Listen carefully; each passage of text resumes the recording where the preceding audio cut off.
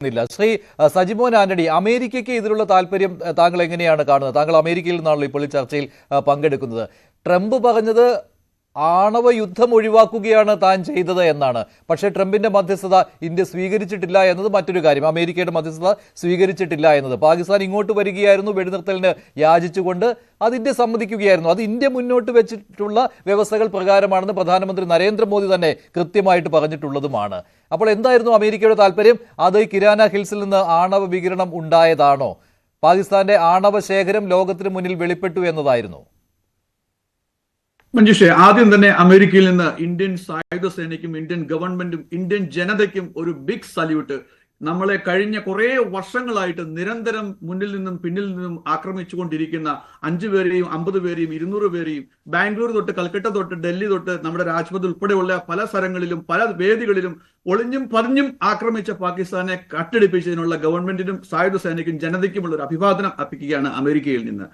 ഇനി താങ്കൾ പറഞ്ഞ ക്വസ്റ്റ്യനിലേക്ക് വരാം. ഈ ഒരു ചോദ്യം എന്ന് പറഞ്ഞു കഴിഞ്ഞാൽ, അമേരിക്കയുടെ ഒരു പോളിസി എന്ന് പറഞ്ഞു കഴിഞ്ഞാൽ, ഇപ്പം ഇന്ന് കാലത്തെ ട്രംപ് പറഞ്ഞൊരു വേർഡാണ് എനിക്ക് വരുന്നത്. അമേരിക്ക നിത്യമായിട്ടൊരു ശത്രുവോ മിത്രമോ ഇല്ല എന്നുള്ളൊരു പോളിസിയിലേക്കാണ് ട്രംപിന്റെ പോളിസി ഇപ്പൊ പോകുന്നത്. അത് ട്രംപിന്റെ പോളിസി അത് അമേരിക്കയുടെ പോളിസി ആയിട്ട് ചുമലേറ്റി അങ്ങനെ ഒരു ലൈനിലേക്ക് വന്നുകൊണ്ടിരിക്കുകയാണ്.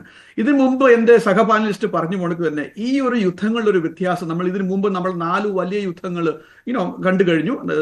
48-ലും 65-ലും 67-ലും 99-ലും ഒക്കെ. കട്ടയോ, അതായത് നിഷ്പക്ഷമായിട്ട് തന്നെ നമുക്ക് എല്ലാം പറയാം. ഇന്ത്യൻ മീഡിയ മാത്രമല്ല, ലോകമാകമാനമുള്ള എല്ലാ മീഡിയയും പറയുന്ന ഒരു കാര്യമുണ്ട്: ഈ 4 തവണയും പാകിസ്ഥാനെ നമ്മൾ തോൽപ്പിച്ച് കയ്യിൽ കൊടുത്തതാണ്. അവർ യാചിച്ച് ഓടി പോയതാണ് നമുക്ക് കാണാൻ പറ്റും. എന്നാൽ ഇവിടുത്തെ ഒരു ട്വിസ്റ്റ് എന്ന് പറയുന്നത്, അമേരിക്കയുടെ ഇൻഫ്ലുവൻസ് എന്തുമാത്രം ഉണ്ടായിരുന്നു, അല്ലെ ട്രംപിന്റെ ഇൻഫ്ലുവൻസ് എന്തുമാത്രം ഉണ്ടായിരുന്നു എന്ന് നോക്കിയാൽ, ഞാൻ എൻ്റെ ടൈം ലൈൻ മാത്രം ഒന്ന് നോക്കുകയാണ്. ഏപ്രിൽ 22-ാം തീയതി 26 ആൾക്കാരെ നിഷ്കരണം കശാപ്പ് ചെയ്തപ്പം ഇന്ത്യൻ ഗവൺമെന്റ് ഒരു 15 ദിവസത്തെ ഒരു ബ്രീത്തിങ് ടൈം എടുത്ത് നല്ലൊരു പ്ലാനും പദ്ധതിയുമായിട്ട് പോയി സ്ട്രൈക്ക് ചെയ്തു. 9 തൊട്ട് 16 വരെ പാകിസ്ഥാന്റെ കേന്ദ്രങ്ങളിൽ വന്നു. സാധാരണഗതിയിൽ വരുമ്പം അതിർത്തിയിൽ നിന്ന് അങ്ങോട്ടും ഇങ്ങോട്ടും വെടിവെക്കുന്ന ഒരു പ്രതിഭാസത്തിൽ നിന്ന് മാറി ഏകദേശം കിലോമീറ്ററുകൾ, മൈലുകളുടെ ഉള്ളിലേക്ക്, ഈവൻ ഇസ്ലാമാബാദും കറാച്ചിയിലുള്ള പ്രമുഖ നഗരങ്ങളിലും അല്ലെങ്കിൽ അവിടെയുള്ള എയർബേസ് വരെ അറ്റാക്ക് ചെയ്യാൻ ഉള്ള കേപ്പബിലിറ്റി ഉള്ള നമ്മുടെ വ്യോമസേനയുടെ ഒരു നല്ലൊരു പ്രതികരണമാണ് നമ്മൾ അവിടെ കണ്ടത്. അപ്പൊ ആദ്യത്തെ ദിവസങ്ങളിൽ ഇവിടുത്തെ ഒരു പ്രതികരണം എന്ന് പറഞ്ഞു കഴിഞ്ഞാൽ, ട്രംപിന്റെ എക്സാക്ട് വേർഡ് ഞാൻ കോട്ട് ചെയ്യുകയാണ്, ഇറ്റ്സ് എ ഷെയിം. അതായിരുന്നു അദ്ദേഹത്തിന്റെ വേർഡ്, റൈറ്റ്?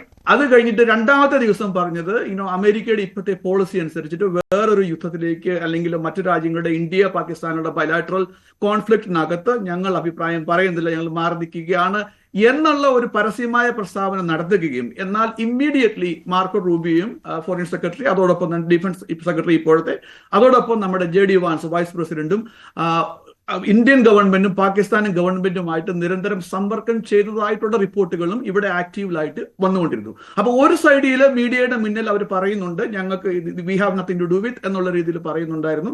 എന്നാൽ മറുതരത്തിൽ അവരുടെ ഒരു അപ്രോച്ചും നമുക്ക് കാണാമായിരുന്നു. എന്തുമാത്രം സത്യമുണ്ട് എന്ന് എനിക്ക് അറിയാൻ പറ്റത്തില്ല, നമുക്ക് മീഡിയയിൽ വരുന്നത് ഇത് കോട്ട് ചെയ്യാനേ പറ്റത്തുള്ളൂ ഇവരുടെ ഒരു ഇത്. പക്ഷേ ഐറോണിക്കലി അല്ലെങ്കിൽ സർപ്രൈസിംഗ് ആയിട്ടുള്ള ഏറ്റവും വലിയ ട്വിസ്റ്റ് എന്ന് പറയുന്നത്, ഇന്ത്യയും പാകിസ്ഥാനും ഒഫീഷ്യലി ഒരു സീസ്ഫയർ ഡിക്ലെയർ ചെയ്യുന്നതിന് തൊട്ട് മുമ്പ് തന്നെ പ്രസിഡന്റ് ട്രംപ് ട്വിറ്ററിൽ അല്ലെങ്കിൽ എക്സിൽ കുറിച്ചതാണ് നമ്മളെ എല്ലാവരെയും ശ്രദ്ധ പെട്ടെന്ന് കേന്ദ്രീകരിച്ചത്. അമേരിക്കയ്ക്ക് എന്തായിരുന്നു ഇതിനകത്തുള്ള പങ്ക് എന്നുള്ളത്. അപ്പൊ ചില സമയങ്ങളിൽ നമുക്കറിയാം യുദ്ധപരമായ ചില കാര്യങ്ങൾ, അതിന്റെ നയതന്ത്രം, അതിന്റെ ഒരു സങ്കീർണതയൊക്കെ ഉള്ളപ്പം എല്ലാ കാര്യങ്ങളും എല്ലാവരോടും പറയേണ്ട ആവശ്യം ഒരു ഗവൺമെന്റിനുമില്ല, അല്ലെങ്കിൽ സായുധ സേനയ്ക്കുമില്ല എന്നാണ് എനിക്ക് മനസ്സിലാക്കാൻ കഴിയുന്നത്. കാരണം ചില സീക്രട്ട് ആയിട്ട് തന്നെ ഇരിക്കും അത്. ചില സീക്രട്ടുകളൊക്കെ നമ്മൾ ഇനി 10-15 വർഷം കഴിയുമ്പോൾ ഈ ടീമിലുള്ള ആരെങ്കിലും അങ്ങോട്ടും ഇങ്ങോട്ടും ഒരു അഭിപ്രായ വ്യത്യാസം വരുമ്പോൾ, എപ്പോഴെങ്കിലും ഒരു ബുക്കൊക്കെ എഴുതി കഴിയുമ്പോഴാണ് നമ്മൾ റിയലായിട്ട് അറിയാൻ പോകുന്നത്, ഓക്കെ അങ്ങനെ അല്ലായിരുന്നു, ഇങ്ങനെ ഒരു ഔട്ട്ലുക്ക് ഉണ്ടായിരുന്നു എന്ന് നമുക്ക് കാണാൻ പറ്റുമത്. ഏതായാലും ട്രംപിന് ഉള്ളില് ഇവിടെ അമേരിക്കയുടെ ഒരു വികാരം എന്ന് പറഞ്ഞു കഴിഞ്ഞാൽ, പാകിസ്ഥാനായിട്ട് 2 കിട്ടുവാണെങ്കിൽ കിട്ടിക്കോട്ടെ എന്നുള്ളതായിരുന്നു ഉള്ളിൽ നിന്നുള്ള ഒരു ഫീലിംഗ്. എന്നാൽ അറ്റ് ദ സെയിം ടൈം കഴിഞ്ഞ കുറെ ദശകങ്ങളായിട്ട് അമേരിക്കയുടെ ഒരു പാർട്ട്ണറായിട്ട് പാകിസ്ഥാൻ വർക്ക് ചെയ്താണ് നമുക്ക് എല്ലാവർക്കും അറിയാം. നമ്മൾ സോവിയറ്റ് യൂണിയന്റെ കൂടിയുമായിരുന്നു അതിനൊന്നും ഒരു തെറ്റില്ല. ആ ഒരു സമയത്തെ സാഹചര്യങ്ങളും ജിയോഗ്രാഫിക്കൽ പൊളിറ്റിക്സും അങ്ങനെ ആയിരുന്നു വേണ്ടിയിരുന്നത്. അപ്പൊ അതിനുശേഷം ഇന്ത്യയും ബഹുദൂരം മുന്നിലേക്ക് വന്നു. അമേരിക്കയുടെ പോളിസിയിൽ ഒരു ഷിഫ്റ്റ് കണ്ടു. പ്രത്യേകിച്ച് 2001 ആ ഒരു 9/11 കഴിഞ്ഞതിന് ശേഷം ബിൻ ലാദനെ പാകിസ്ഥാനിൽ നിന്ന് പൊക്കിയതോടുകൂടി പാകിസ്ഥാനെ സത്യം പറഞ്ഞാൽ എന്താ പറയുക, നങ്കേ ഹാത്ത് മേ പകട് ഗയ, മീൻസ് അതായത് പകൽ വെളിച്ചത്തിൽ നമ്മൾ അവരെ വസ്ത്രപുരിഞ്ഞ് കാണിച്ചു. ആ ഒരു ഇതാണ് നടന്നത് ബേസിക്കലി. അപ്പൊ അതിനുശേഷം അമേരിക്കയ്ക്കും ഒരു പരിധി വരെ പാകിസ്ഥാനെ തള്ളിപ്പറയേണ്ടി വന്നു.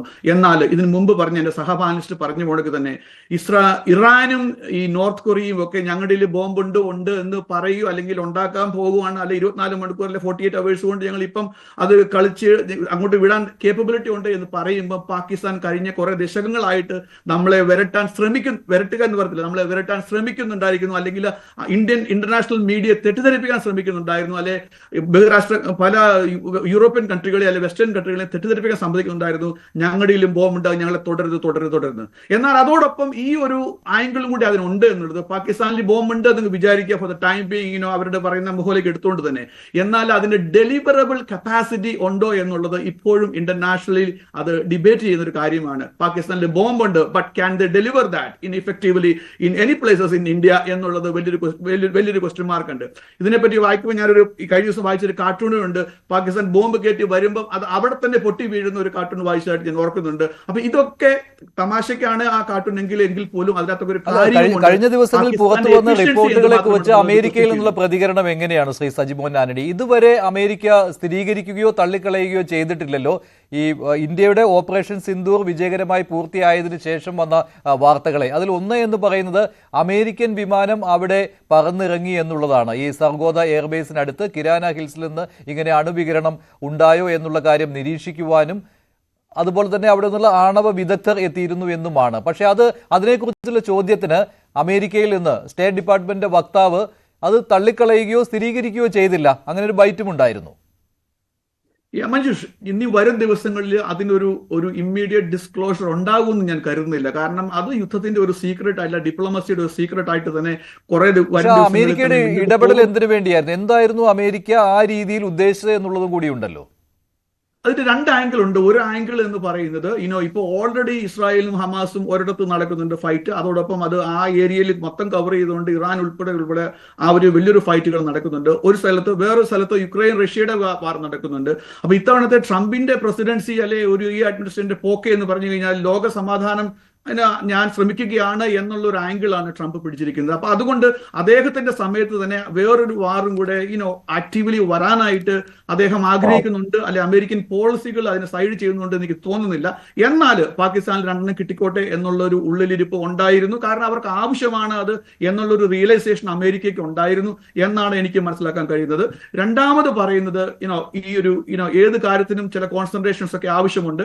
അപ്പൊ നമ്മൾ ലോകമാകമാനം പോയി സ്പ്രെഡ് ചെയ്തിട്ടുണ്ടെങ്കിൽ അമേരിക്കയുടെ തന്നെ പോളിസികൾ അല്ലെങ്കിൽ എന്താ പറയുക ശക്തികൾ ഒരു ഡൈല്യൂട്ട് ആയി പോകുന്ന ഒരു പോസിബിലിറ്റി ഉണ്ട്. അത് മൂന്നാമതൊരു ആംഗിൾ പറയുന്നത് എനിക്ക് തോന്നുന്നത് പാകിസ്ഥാൻ അമേരിക്കയുടെ കാല് പിടിച്ച് കാണും ഇന്റർവ്യൂ ചെയ്യാൻ വേണ്ടിയിട്ട് മേ ബി. കാരണം അവർക്ക് നിൽക്കക്കള്ളി ഇല്ല എന്ന് മനസ്സിലാക്കി. പ്രത്യേകിച്ച് സർഗോഡയിലും എയർഫീൽഡിലും അല്ലെങ്കിൽ കിരാന ഹിൽസിലും ആ ബോംബ് വീണ് അവിടെയുള്ള റൺവേയും അതൊക്കെ നാശം വന്നപ്പം അതൊരു ട്രിഗറിംഗ് പോയിന്റ് ആയിരുന്നു. ഈ ഒരു മൊമെന്റ് എക്സ്പ്ലോയിറ്റ് ചെയ്തുകൊണ്ടിട്ട് ഇവിടെ നിർത്തണം, അല്ലെങ്കിൽ അവർക്ക് എണീറ്റ് നിൽക്കാൻ പോലും ശക്തിയില്ല എന്നുള്ള കാര്യം നമ്മൾക്ക് ഏവർക്കും അറിയാവുന്ന കാര്യമാണ്. എന്നാൽ കയ്യിലിരിപ്പ് മോശവുമാണ്. അപ്പം അത് അവിടെ നിർത്തേണ്ട ഒരു ആവശ്യം അവർക്ക് തന്നെ തോന്നി. അതിന്റെ പിന്തുടർച്ചയായിട്ടായിരിക്കും നമ്മുടെ DGO ഓഫീസിലേക്ക് വന്ന കോളുകളും ഈ ഒരു പീസ് ടോക്കും വരുന്നത്. അല്ലെങ്കിൽ പാകിസ്ഥാൻ വിജയിക്കുകയാണെങ്കിൽ എന്തുകൊണ്ടാണ് അവർ ഇങ്ങനെ ഒരു സീസ് ഫയർ ആവശ്യപ്പെടേണ്ടത്? അവർ ഒരിക്കലും വരത്തില്ല. അവർ തന്നെ സമ്മതിച്ചതാണ് ഇത് തോറ്റു എന്നുള്ളത്. അതുകൊണ്ടാണ് ഒരു സീസ് ഫയർ അവർ തന്നെ ആവശ്യപ്പെട്ടത്. ഇനിയും ഇത് ഫർദർ എക്സ്കലേറ്റ് ചെയ്ത് കഴിഞ്ഞാൽ ട്രംപിന്റെ ഇമേജിന് മോശം വരുമോ എന്ന് ഇവിടുത്തെ അഡ്മിനിസ്ട്രേഷൻ ഒരു പേടി വന്നിട്ട് കാണാം. അതുകൊണ്ടായിരിക്കും അവര് പ്രത്യക്ഷമായിട്ടോ പരോക്ഷമായിട്ടോ. ശരി, മറ്റൊരു ആംഗിൾ കൂടിയുണ്ട്. അത് ശ്രീ രഘുനാഥ് നായർ ഇന്നലെ അങ്ങനെ ഒരു സംശയം പറയുകയും ചെയ്തതാണ്. കാരണം അമേരിക്കയ്ക്ക് പല രാജ്യങ്ങളിലും ആണവ ശേഖരമുണ്ട്. അപ്പോൾ പാകിസ്ഥാനിലും അതുണ്ടായിരിക്കാം. അങ്ങനെ ഒരു വൈൽഡ് ഗസ് കൂടി ഉണ്ടല്ലോ. ശ്രീ ഷാബു പ്രസാദ്.